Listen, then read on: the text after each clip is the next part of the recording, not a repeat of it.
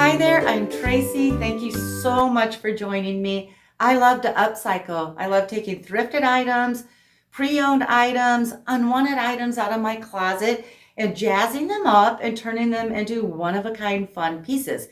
Now today, I want to work on these overalls. I've had these for quite a while. They're pre-owned.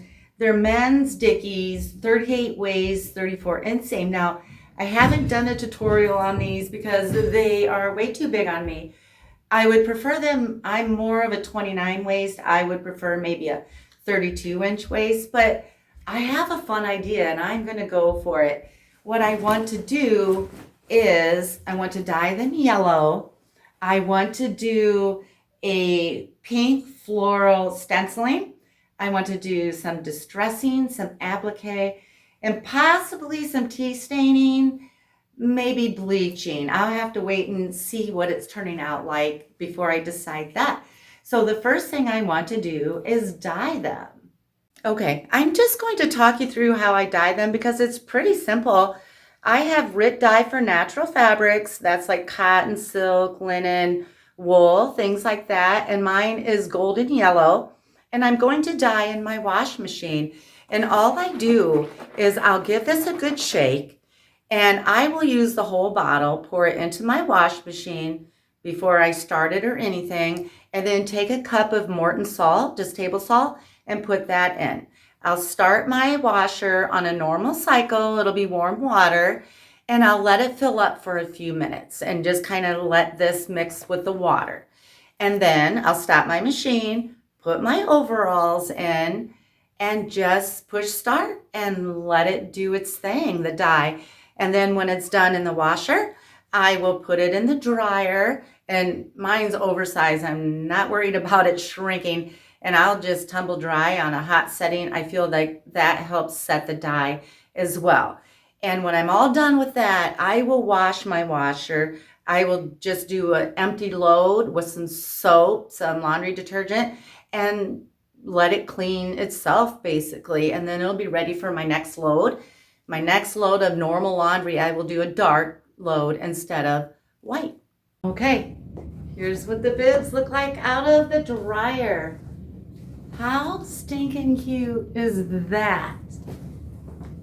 So now I want to stencil the flower. Okay, so I went to Hobby Lobby and I found this stencil. I think I like this flower. It's called Show Off's Home Decor. And then I bought some Americana fabric painting medium, some matte acrylic paint, folk art. The color is Tea Rose. And same brand, only this color is basil green. Now I'm just going to prep my paint. I'm going to put a little bit of paint in the middle of a paper plate. And I'm going to do the pink as well. And then I'm going to add, I don't add as much fabric or textile medium, fabric medium, whatever you want to call it, as they require. I just put a few drips because if you put as much as they say in the directions, it gets really watery. And so I am just going to take, these are just cheap old brushes. I'll wash them, but right now I just want to stir that up. Then I have an extra paper plate for anything I need to lay down like that, and stir this up as well. Okay, so I have a stencil brush, and I thought I had another one, and I don't. So I'm going to make this brush work. And so I will just start randomly stenciling the flowers where I think I'll like them, and I can't tell you how far apart or anything like that they will be right now because I am just going to eyeball it and see what I like as I go. I like starting on the back because if I think, oh my gosh, I made them too close together, when I turn it over on the front, I can make the adjustments. I feel the front is more important. So I'll just start stenciling. Okay, so I'm going to use my stencil brush for the pink. And I think a lot of us crafty people have dabbled in stenciling before, but I'm just going to go over it a little bit So I just kind of get my brush wet, but then you want to always dab it off, and then you pounce.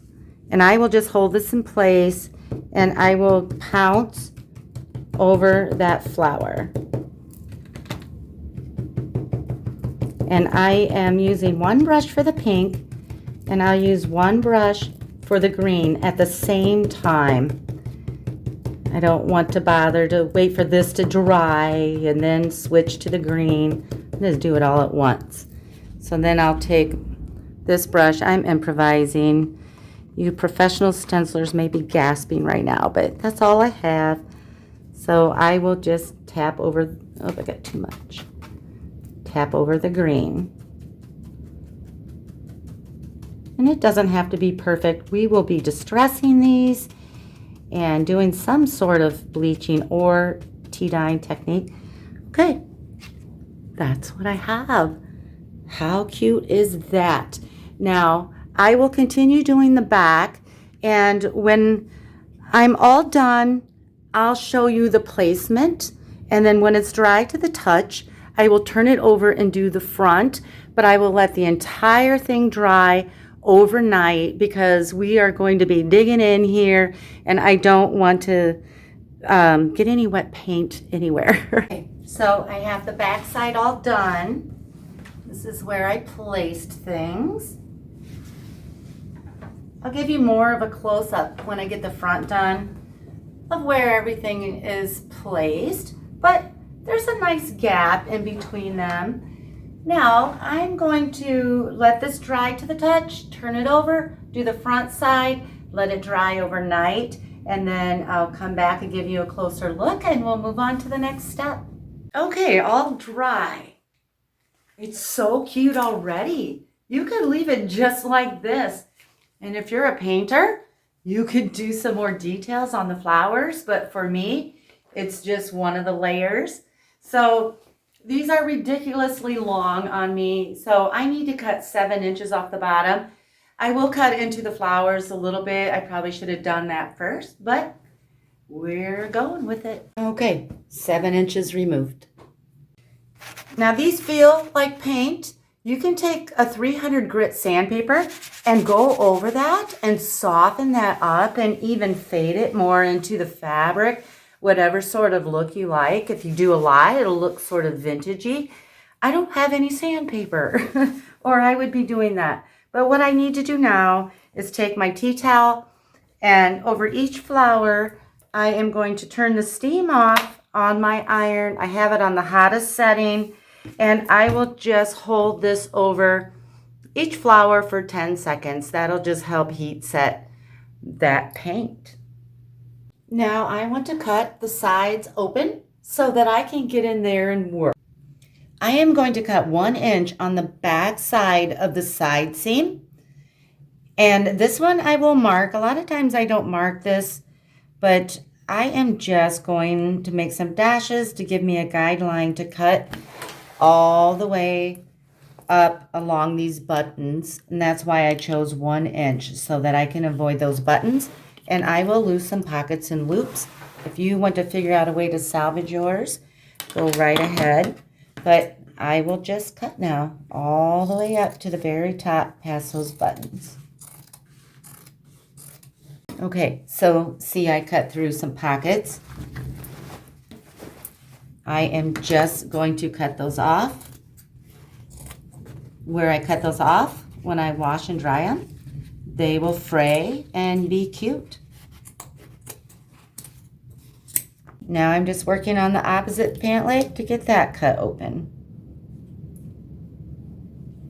Now I want to make a few large patches, and I have this. It's all cut up. It was a tablecloth, sort of a thin tapestry. I think this is a 4th project that I'm using this on, so that'll be a patch or 2.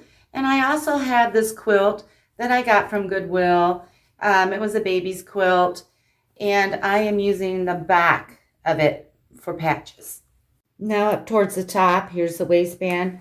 I am going to add sort of that tapestry fabric patch. It's 8.5 by 3.5 approximately. Now I'm just going to pin that on. I want to make sure my pocket is out of the way, and I could stick a piece of cardboard under here if I wanted to make it easy if I had a lot of pinning. Okay, so down from that patch, down on the same side, I put the patch from the back of that quilt. It's like a thin flannel. Here's the bottom of my pants. I put it sort of on the inside of the leg, 7.5 by 5.5. Okay, so now on the back.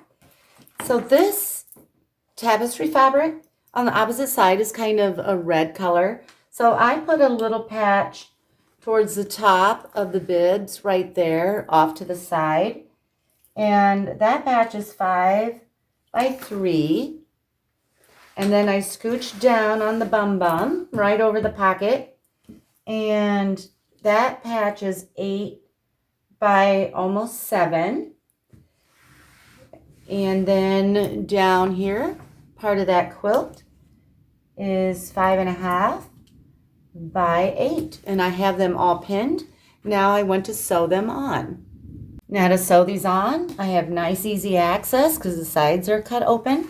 And I am going to use a gold colored thread. And I am just going to stay close to the edges and use a fairly small straight stitch.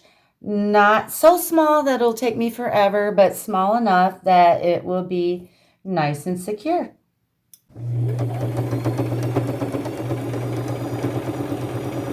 Okay, I have the patches all sewn on. And you have fun picking out your patches. I just recommend that you use a small pattern. We want to have that variation in scale. Now I want to add some large flower applique, and I recently did a thrift haul, and I actually did a video on it, and I'll link that in my description. But at Goodwill, I found some cute tops and dresses with pretty flowers. That's what I'm going to use. Now I have to decide what I want to use. Okay, I think I really like this top. It's so colorful, and I'm just going to sit down and start cutting clusters of flowers out. Okay, yeah, my fabric is just too thin to try to cut. So I will back it with medium weight fusible interfacing. So I just cut out a section that I'm going to want to fine tune and cut. And I'm just going to back this whole piece. I'm just going to go over real quick how I use this fusible webbing. So I cut out a rough cut of this cluster. I haven't done any fine tuning of the cutting yet. So I took a piece of the fusible webbing. On one side it's smooth and one side it's a little bit bumpy, and those are glue dots there. I'm laying the smooth side down on my ironing board. Now this cluster, one side is right, that's the right side, the more bright. There's the wrong side. I'm going to lay my wrong side down on top of my webbing.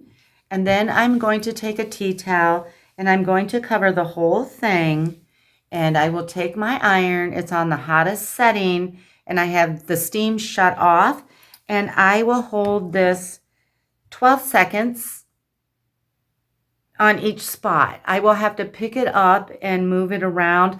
I'm not going to slide my iron around. I will pick it up and move it until everything is adhered. Okay, much easier to cut. I'm going to get these cut out. I have a little stack here.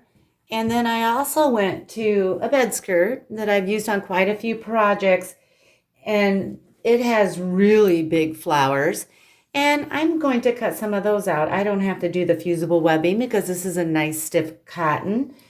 And you know, these are different in colors, different shades, and I'm okay with that. If you think about a pretty garden or colors in nature, they can be quite beautiful and they don't match, but they all work together.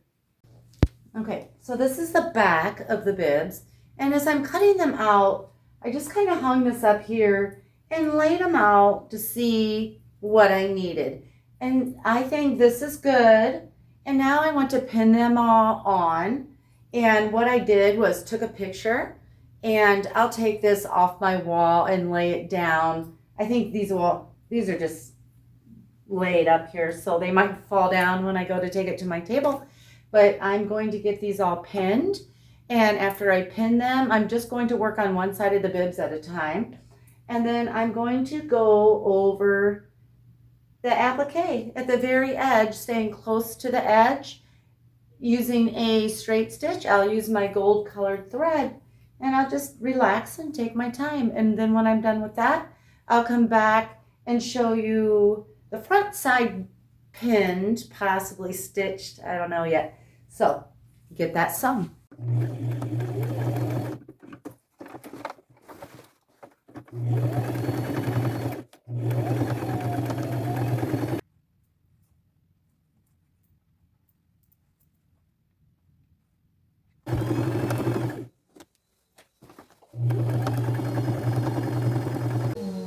Okay, everything is sewn, all the flowers. This is the front, and here's the back. Now, if you're getting pricked a lot when you're sewing this with your pins, just know you're not alone. Ouch. Okay, I just want to give you a little close-up of where everything is placed. Now, top front of the overalls. Now, these are pockets, and I sew over them. I am losing some space in the pockets. That's okay.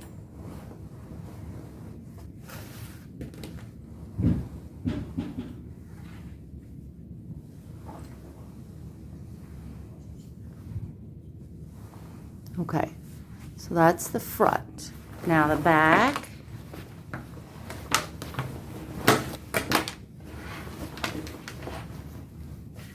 There's what the top portion looks like. Now I did lose space in this pocket. I sewed right over top of it. And if I had been smart, I would have done more of the painting on the pocket, since I can't really sew over top of that if I want to maintain the pocket.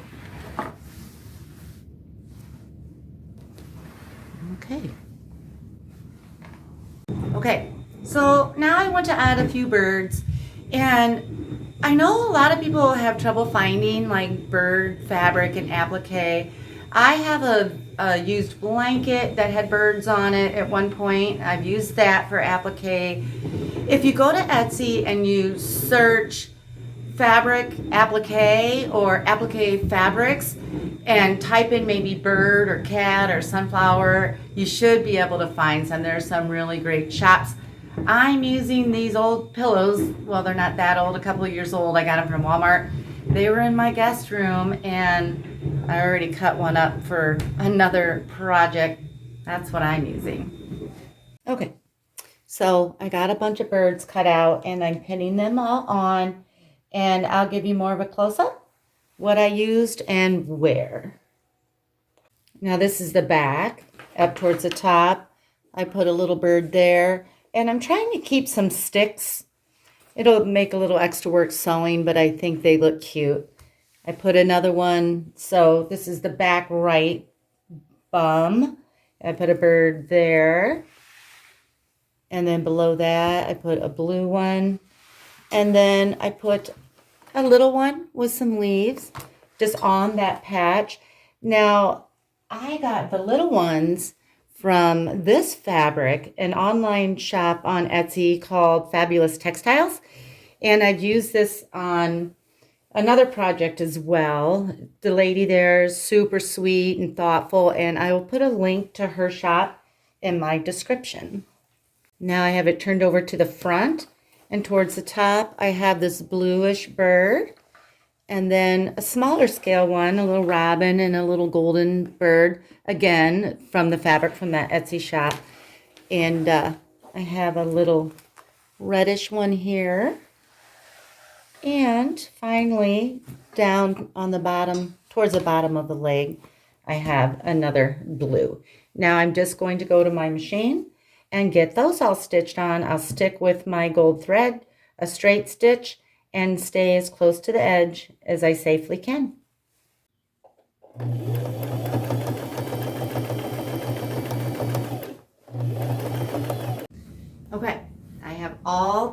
skirt sewn on.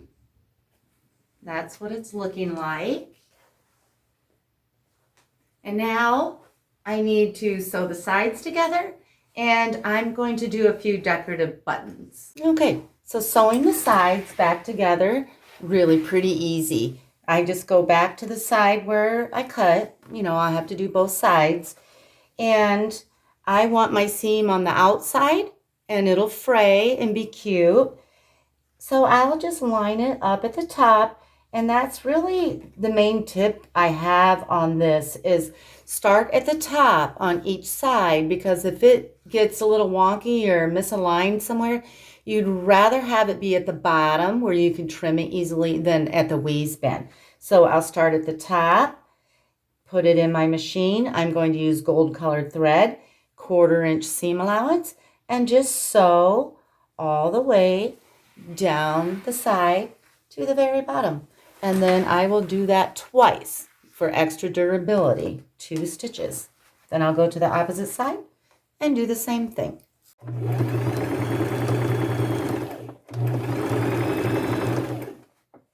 Okay, so I have a little tub of buttons. I'm going to pick out, I think, 6 colorful ones.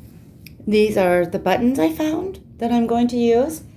And I'm going to sew 3 on each strap. Now, I won't be able to get my little metal piece past them, but I don't need to on mine. And this has 2 layers. I'm just sewing them to the top layer.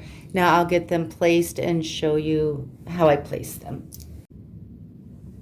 Okay, so I think I'll place them something like that. Once I have them where I want, I took my black marker and I made a dot underneath each one, so that I knew right where I wanted them when I sew. So I'll just sit down and get these sewn on.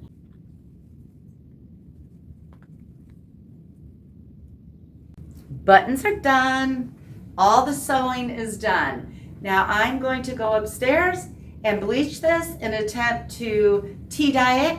I tea dyed once years ago and it didn't work out for me, but I think I have a little bit more knowledge now, and I'm going to try it again. I just think these techniques will make it look aged and a little mysterious, and makes everything to me seem more cohesive when you do a technique like that.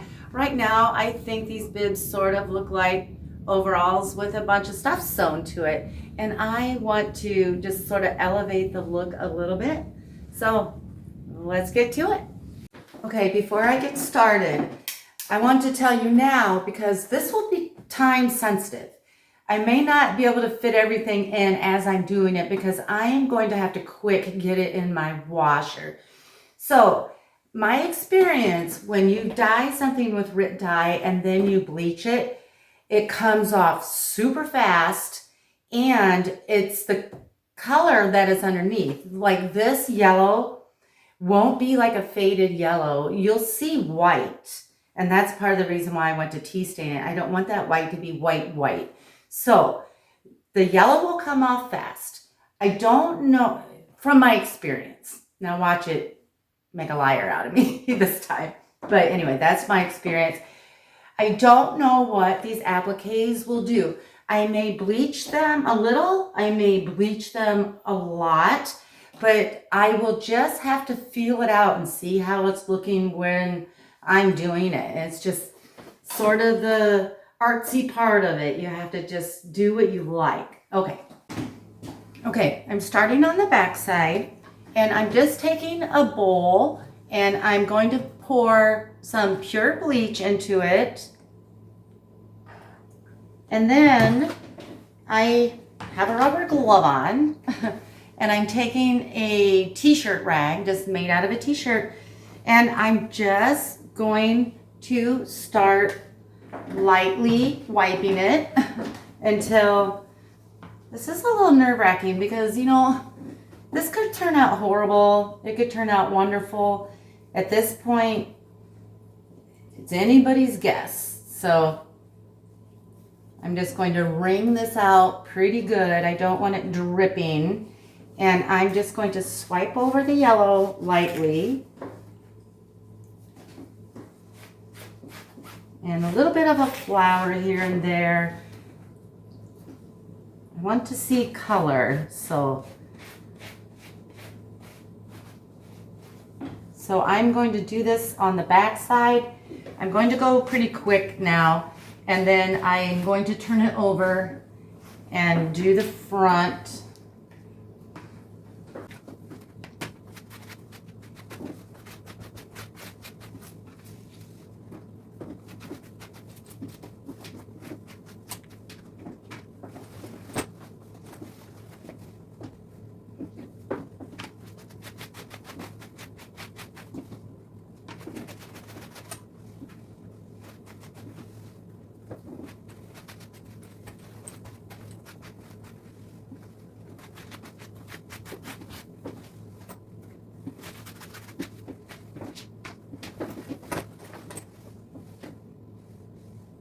Okay, it's bleaching. The yellow is turning sort of a pale yellow, just like I said it wouldn't do. You just never know. It's really fun to see how things turn out, but yet, you know, it can be a little worrying because you want it to turn out beautiful. And I really like where everything's at right now. I am going to let it sit and for maybe 10 minutes just to let some of that bleaching sort of activate, that bleach activate on here. And then I'm going to throw it in my washer on a regular warm cycle and put it in my dryer on a hot setting. And then I will show you what it looks like and we'll do the tea staining. Okay, so while my bibs are in the wash, I'm going to prep for the tea dyeing. So this is the biggest pot I have.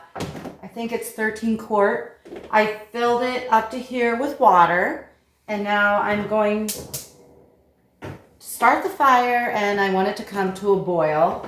I want to add 1 cup of just table salt, and I'll stir that a little bit and wait for it to come to a boil. Okay, I'm going to use black tea. This has 70 bags. I got this on Amazon. I'll put the link in my description if you like how things turn out. Okay, so my water's coming to a boil. I'm going to turn it off. And the problem I had last time I tea dyed something, it didn't even change color. So this time I'm going to use 36 bags.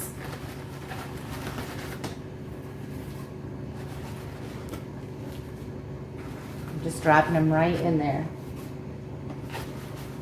And then I'm going to let this sit for at least 15 minutes. It hasn't been quite 15 minutes, but I just wanted to show you. It's looking quite dark. And I would only do this on natural fabrics.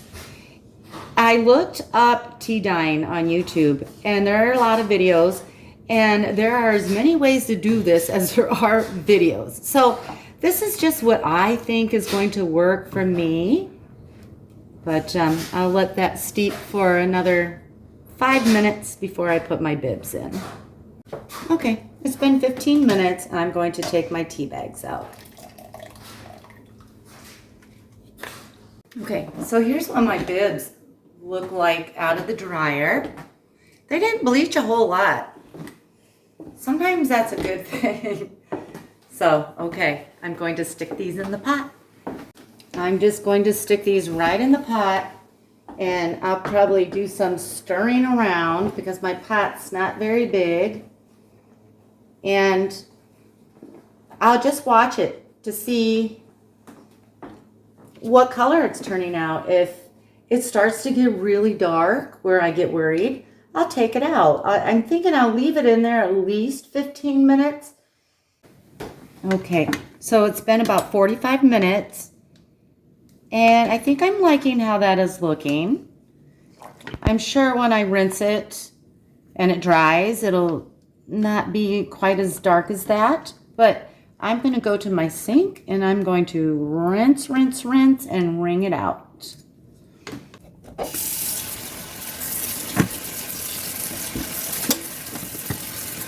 Okay, I'm about ready to wring these out. Now, I love the color it turned out. It has a little more of a vintagey vibe, but you look at the flowers. Okay, so I don't know if it was the heat from the tea dyeing, because so they've been washed and they've been tea dyed, and this is what the flowers look like. The paint has come off a little bit, but they're soft now, and I like that look. They're not so crisp and clean. So I'm just going, whoops, to wring these out really good. And I'm going to put them right in my dryer because I want the dryer to help heat set that tea. Now, you can wash yours before you wear them, but I'm going to do my reveal right out of the dryer. Now, a question you might get is, how do I care for this? I would turn it inside out, wash it in cold on a delicate cycle. And will that tea staining fade? I don't know. I've never successfully done one. But what I'm learning online is that it will fade over time, just like any other pieces of clothing would, if with lots of washing and drying. Okay, so the next time you see me, I'll be wearing this. Okay, they turned out just like I hoped they would. I love them, so cute. Now these were originally white. If you don't want to dye them yellow, another fun idea for white would be to do black polka dots. You know those round spongy brushes? You could do that. I like to twist them, put some black paint on, twist it to make a black circle, so you could do black polka dots all over, and then some giant sunflowers and tea dye it. That would be really cute. And these applique on a pair of jean denim bibs would be really cute as well. Now, I just want to say something. I'm switching gears a little bit. Now, I know a lot of you are making things and contemplating selling. I know some of you are selling and doing great, but if you're just starting, feel free to put your shop name in my comments. I'm here to help you. I truly am. I know I can put links in my comments. Feel free to link something. Maybe you have an Etsy shop and you're not sure how to link it. Put the name of your Etsy shop. You know, we're all here for each other. I am going to slow it down and give you sort of a slow-mo of the bottom section close up and then the top so you can see all the details. And I thank you so much for watching.